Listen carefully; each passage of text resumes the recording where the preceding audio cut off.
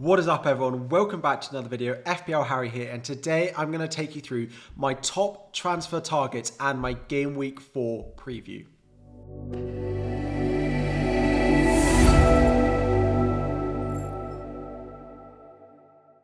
What is up everyone, FPL Harry here and welcome back to another video. Thank you all for joining me. Today I'm combining two of highly requested videos into one. So normally I do a sort of top players to buy video, my top transfer targets, and we're going to cover those at the beginning of the video.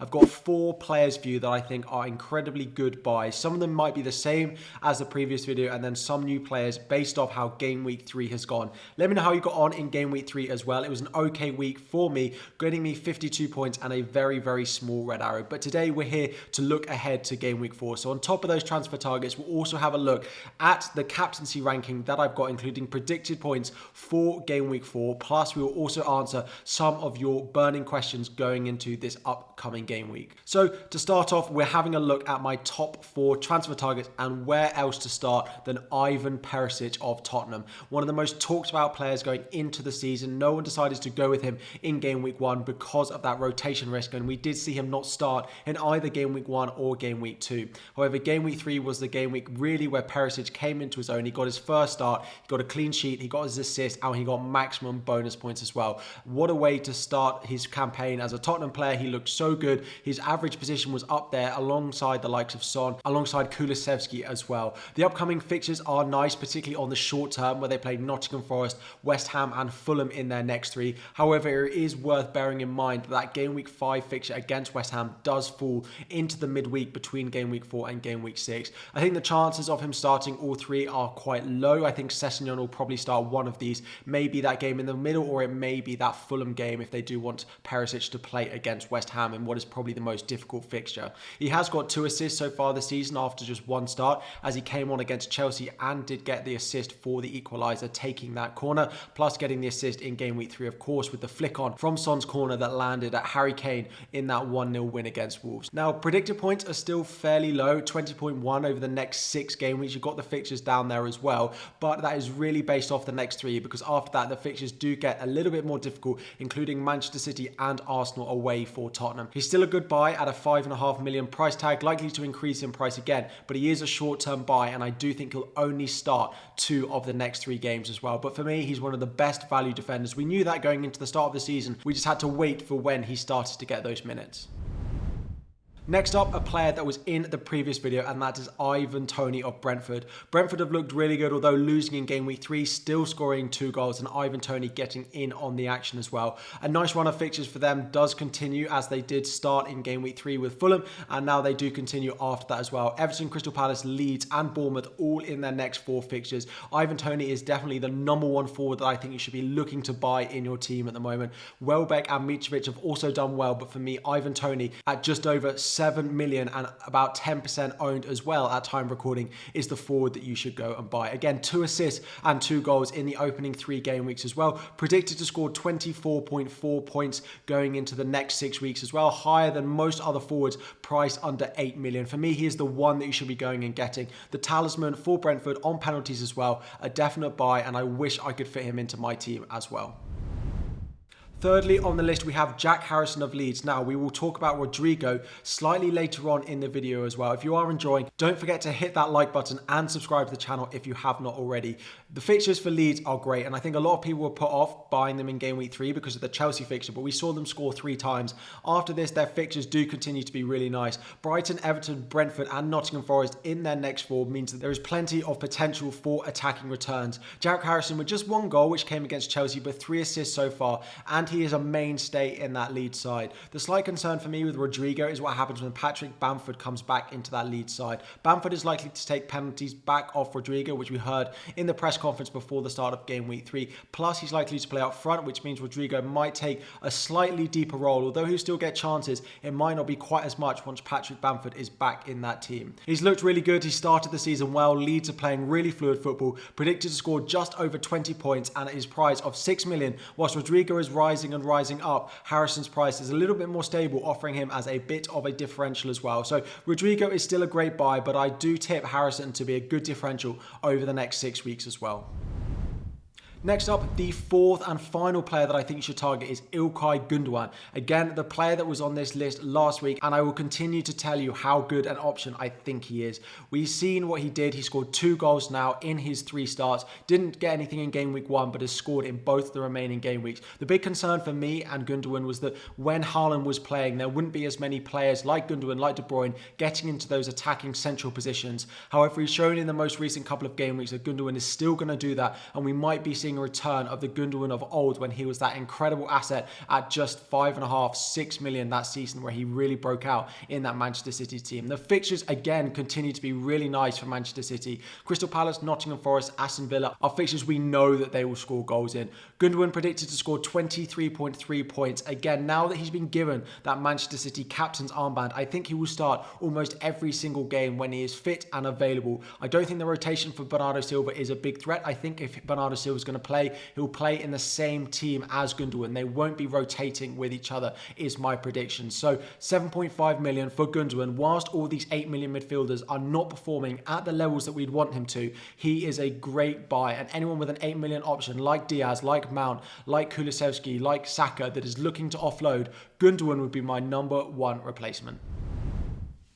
So the first part of the video remains the same as it will be every week. However, we've added in a few extra components to these videos. The first one that we have is that captaincy ranking for game week 4. At top, it has to be Mohamed Salah at home to Bournemouth. Although Liverpool have not looked great and Salah's performances have not been great, it has to be Salah for me in this fixture. He's predicted to score a massive 8.9 points going into this fixture against Bournemouth. Again, all the stats, all the data in this video is taken from Fantasy Football Scouts members area. If you do fancy looking these stats yourself, or signing up to get the links, to get the articles, to get the fixture ticket, to get all the stats and the predicted points, there is a link in the description which will give you 15% off as well. Second up, we have Haaland. It's a great fixture at home to Crystal Palace. Crystal Palace are a team that like to attack, like to play attacking football, which means I think there'll be chances for Haaland in behind. Now, we did hear from Pep that he doesn't necessarily think Haaland is going to play when they start playing 3 times a week. That is a bit of a concern going into game weeks 4, 5 and 6, where there is that midweek fixture in game week 5. However, for me, I think he'll start in game week 4, get Nottingham Forest at home off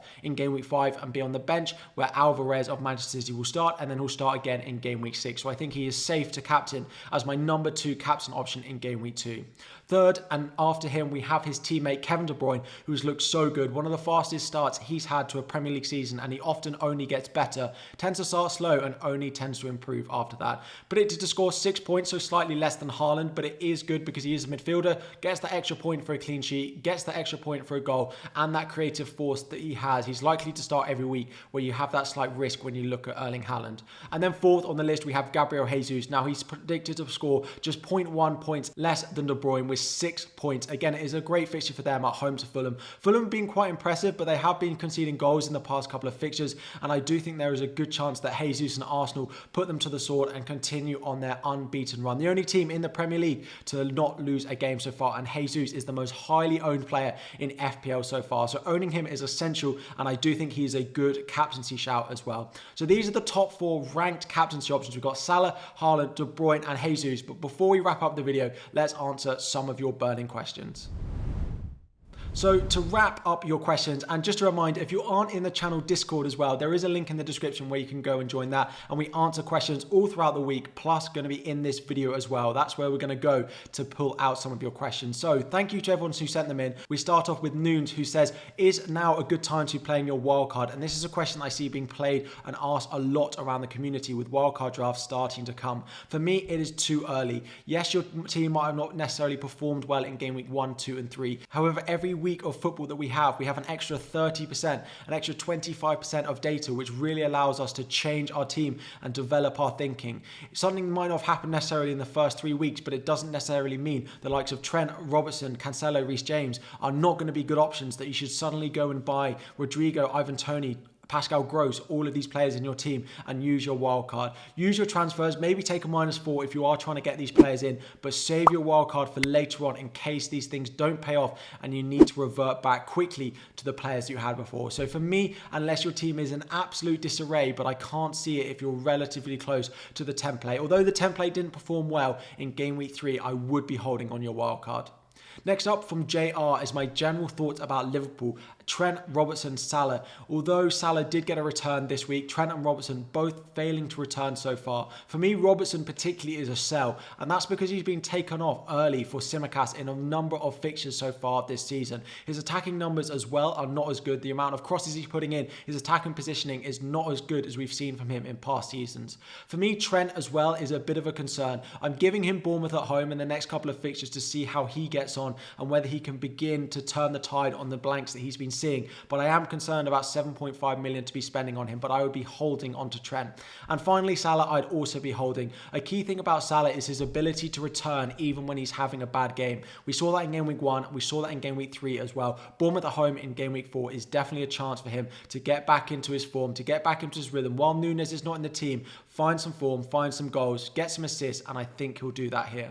Next up, Kyson has asked, should we be looking to move away from those 8 million midfielders and move up front? So we've spoken about Ivan Toney. We've spoken a little bit about those 8 million midfielders as well. I personally do think it's time. If you have 2 transfers and you can take a free transfer to downgrade your 8 million midfielder into a 4.5, 5 million like Almiron, for example, like Janssen of Brentford, and upgrade your 4.5 million forward into the likes of Ivan Toney in particular, I think is worth doing. Ivan Toney's next run of fixtures, I'd be surprised if he doesn't do well. Yes, the 8 million options might turn a tide. They might start scoring some points as well, but I don't think it's going to go horribly wrong if you go and buy Ivan Toney, and it really could pay off as well. And finally, we have Wasi. Apologies, but he's asking about Rodrigo. So I mentioned Harrison as one of the players to buy, and I do really like Rodrigo as well. Spoke about Harrison as a bit of a different pick to get you guys thinking, but Rodrigo is also a really nice option. The issue for me, again, as I said, is Bamford coming back, exactly what impact is going to have on Rodrigo. They also have an away fixture against Brighton, which is difficult. Although he's done well in the past few games, one of the few players that is yet to blank in FPL so far this season, I do think that Brighton away fixture is a little bit more difficult, given that they have kept 2 clean sheets on the bounce there. I wouldn't say he's essential. I wouldn't go ripping up your team to go and buy them -4s, everything like that, particularly because of the fixture, but keep an eye on him because he could be a great one for game week 5 as well. So I've answered 4 of your key burning questions. We've had a look at captaincy. We've had a look at 4 players to buy. Hopefully a one-stop shop guide for game week 4 as well. If there's anything else you'd like to see in these videos, drop it in the comments down below. I'm thinking about adding a wildcard draft into them as well, where we could quickly talk about what I would wildcard to if I was playing it this week. So let me know your thoughts and your comments on this video as well in the comment section down below. Plus, just add any questions that you have about your team going into game week 4. Are you buying Perisc? Are you buying Rodrigo? Did anyone buy Gundogan after I told you to pick him up last week? Thank you all for watching. Before we go, if you haven't liked the video already, please make sure you do. Subscribe to the channel as well. Turn on notifications, because the first hour of every video, I answer every single question that is asked. So the best way to get me to answer your questions is turning on notifications so you get your questions in that first hour as well. Thank you all for watching, and I'll be back again very soon.